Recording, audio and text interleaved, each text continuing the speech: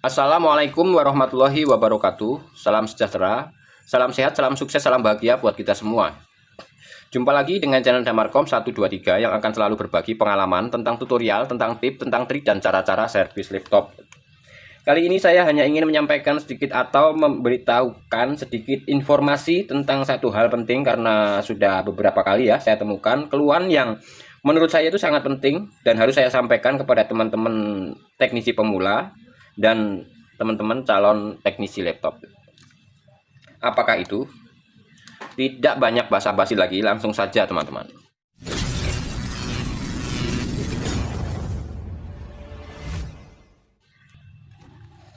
Ini adalah baterai laptop tanam ya. Beberapa hari yang lalu saya mendapat servisan laptop mati total, dan menurut pemiliknya kronologi dari laptopnya awalnya nyala, hanya baterainya drop atau tidak mau ngisi, atau baterai ini tidak bisa simpan tegangan. Lalu dibelikannya baterai baru ya, dan setelah dipasang baterai baru tersebut ya, laptopnya malah jadi tidak nyala teman-teman.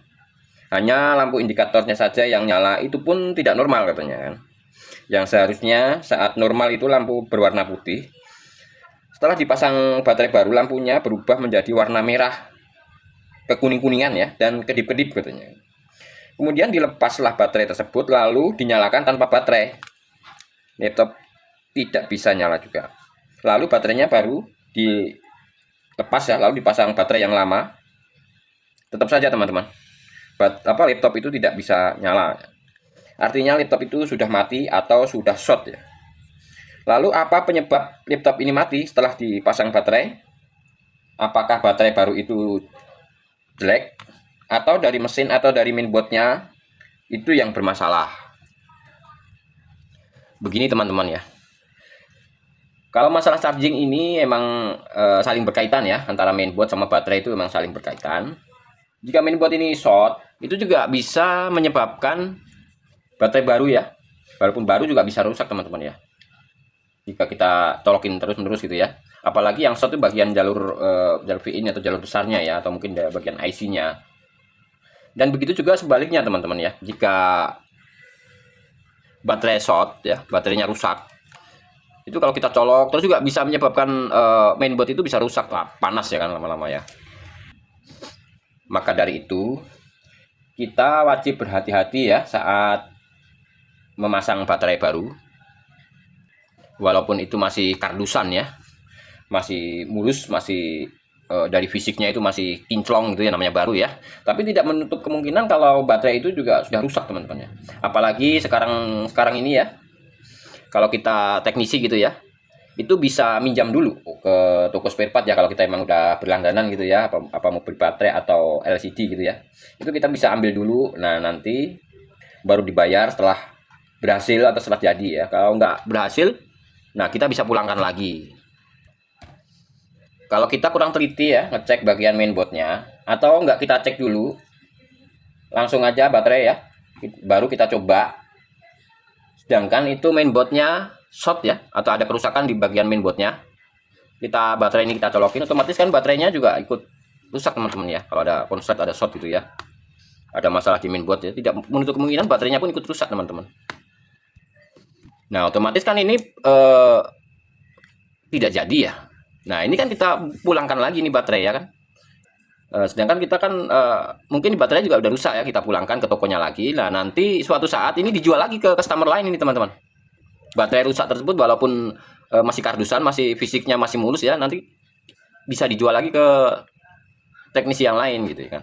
Nah disitulah nanti teknisi lain itu begitu juga sama. Nah dites juga lah, mentang-mentang ini baterai baru ya kan, nggak kita cek dulu sebelumnya, langsung kita colokin aja yang awalnya itu laptopnya nyala ya, setelah dipasang baterai ini jadi mati.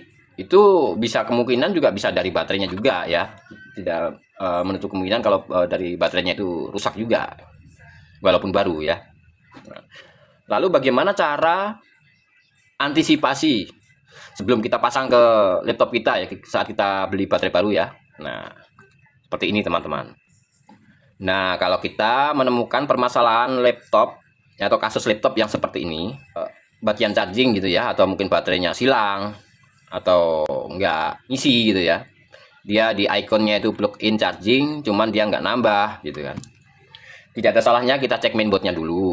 Yang pertama tuh ya, kita cek mainboardnya dulu. Kita yakinkan bahwa di mainboard itu tidak ada masalah. Nah, setelah itu selesai, baru kita belikan baterainya.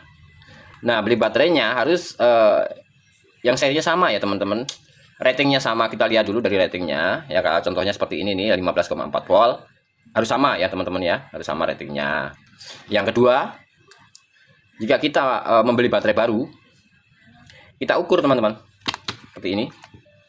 Kita ukur, biasanya kalau baterai baru itu ada isinya. Jadi antara min plusnya ini kita ukur, ada tegangan sesuai ratingnya ini apa enggak gitu kan. Jika emang enggak ada tegangannya, kita tukar ya. Kita tukar dulu. Emang sih ada beberapa seri ya. Ada beberapa seri baterai yang diukur tuh enggak ada tegangan padahal dia diisi ya, harus triggernya harus pasang. Tapi banyak kan ada tegangannya teman-teman. Ada tegangan antara min plus ini kalau baterai bagus ya ada tegangannya. Tegangan sesuai rating ini pasti ada ya. Nah, kalau misalkan tidak ada, boleh tukar dulu. Tukar dong. Ini kayaknya kosong nih baterainya gitu kan sama tokonya. Kita minta baterai yang ada isinya gitu. Nah, setelah itu sudah selesai baru kita colokin ke laptopnya gitu ya, teman-teman ya. Oke. Kiranya hanya itu yang bisa saya sampaikan untuk kali ini ya. Mudah-mudahan bisa bermanfaat ya buat kalian semua. Mohon maaf jika saya banyak salah kata ya. Mudah-mudahan kita bisa bertemu di video-video saya selanjutnya. Dan saya akhiri dulu. Wassalamualaikum warahmatullahi wabarakatuh.